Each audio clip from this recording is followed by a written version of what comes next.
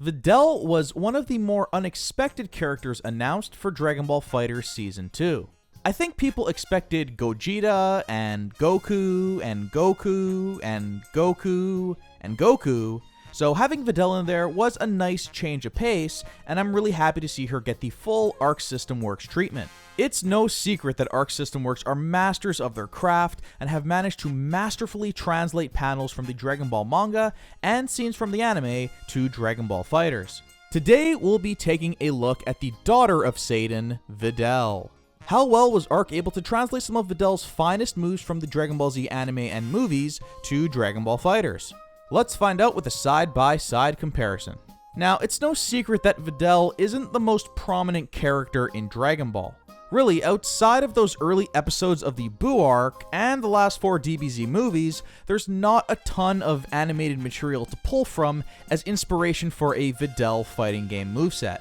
Over the years, the various devs of Dragon Ball games have had to be creative when developing a moveset for Videl, and often had to create new techniques entirely just to fill out the character. Long story short, there wasn't really perfect side-by-side comparisons for every Videl cinematic in Dragon Ball FighterZ like there was for some of the other characters.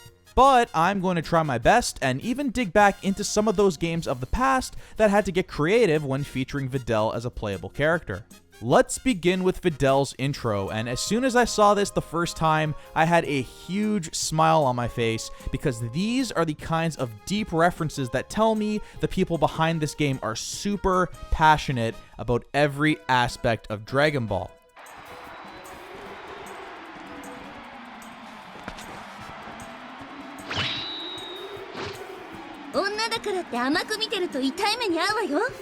This intro is a perfect recreation of this shot from movie 13, as you can see right here. Unfortunately, Videl doesn't rock the Great Saiyaman 2 outfit in Dragon Ball FighterZ, but it's no surprise to still see that incarnation of the character used as inspiration for Videl cinematics. My only small complaint here is I do think they could have went with a more elaborate intro between the two characters, as there was a lot of fun stuff from movie 13 that they could have went with. But given that this is Videl in her normal incarnation, I could see why the decision was made to only give the quick homage to her Great Saiyaman 2 counterpart. Videl has 2 level 1 supers, and the first is a counter super aptly named Defender of Love and Justice, Great Saiyaman.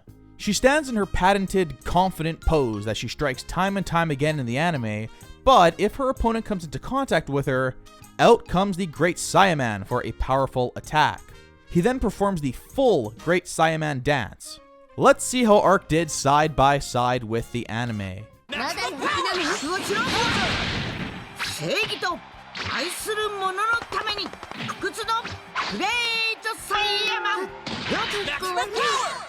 As you'd probably expect by this point, it's pretty much perfect. Now, for Videl's second level 1 super, I had to do a lot of digging. It's a great looking 2-hit flipping kick called the Rainbow Storm, and at first glance, I didn't remember it from anywhere in the anime in particular. Then I scrubbed through all of the Videl footage I have from DBZ and the movies, and I still couldn't find it. So I decided to go one level deeper. I was curious if Videl ever used this technique in one of the video games. Like, for example, I know Xenoverse 2 has a ton of unique abilities for every playable character, so surely it must be in there somewhere? But, as it turns out, the source of this move seems to be from the PS2 game Super Dragon Ball Z. Which is totally not a confusing title in 2019, right? Anyways, I always loved this game and feel it is really underrated. Before FighterZ, it was kind of the most pure arcade Dragon Ball fighting game out there, so honestly, it wouldn't surprise me if the team behind FighterZ played through this game to get some inspiration for some character movesets. So I picked up my DualShock 2 and began messing with Videl, and believe it or not, the Rainbow Storm is an unlockable super in the game. When I look at the two moves side by side here, it's basically a perfect match. We found it! We found the source! Arc is godlike for grabbing this one out of obscurity. So, now that you've watched this video, anytime you see Videl use this move, you could confidently say, I understood that reference. Shifting gears, let's look at Videl's 2 level 3 supers. First is a knockdown super called Justice Revenge, and the inspiration for this move comes from DBZ episode 217. I think we all remember this episode. It's just some pure wholesome fun for the whole family. Oh my god, what were they thinking? This is a show for little kids. They would never get away with this today. Good god. Anyways, Gohan feels after the 28th concussion or so, it's time to protect his waifu and go Super Saiyan. Now, Spopovich mercifully ends the match before Gohan could jump in, but here in Dragon Ball FighterZ, we basically get a what-if scenario. Gohan jumps into the fight and just unleashes a massive Kamehameha on the opponent.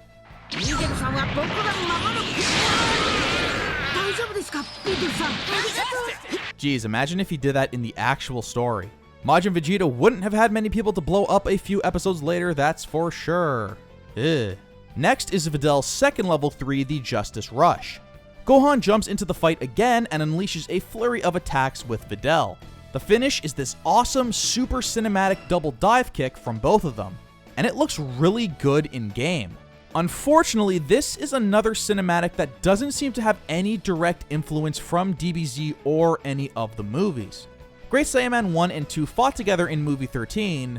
Well, mostly they danced together, but there certainly wasn't some epic double dive kick anywhere to be found.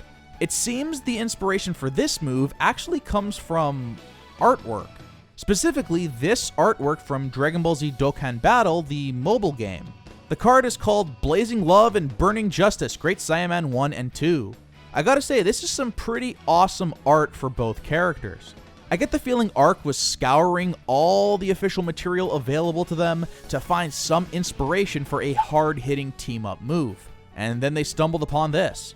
In my opinion, it's pretty much perfect, and it kinda makes me hope Saiyaman 1 and 2 reappear in future Dragon Ball material and pull off badass moves like this. Finally, let's look at Videl's outro.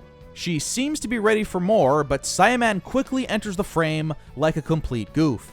This final shot resembles the intro with Gohan's pose, though Videl's is more of a generic pose that I couldn't recognize from any of the animated material. It looks fine, but it's nothing special.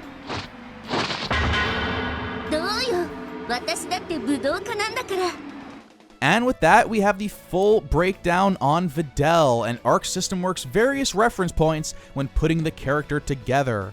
I gotta say, it was pretty fun going down that rabbit hole and finding an unlockable super from Super Dragon Ball Z, a 13-year-old game, as the main influence for one of her moves. That is some obscure stuff. If you had fun watching this video, please hit that like button and subscribe to my channel.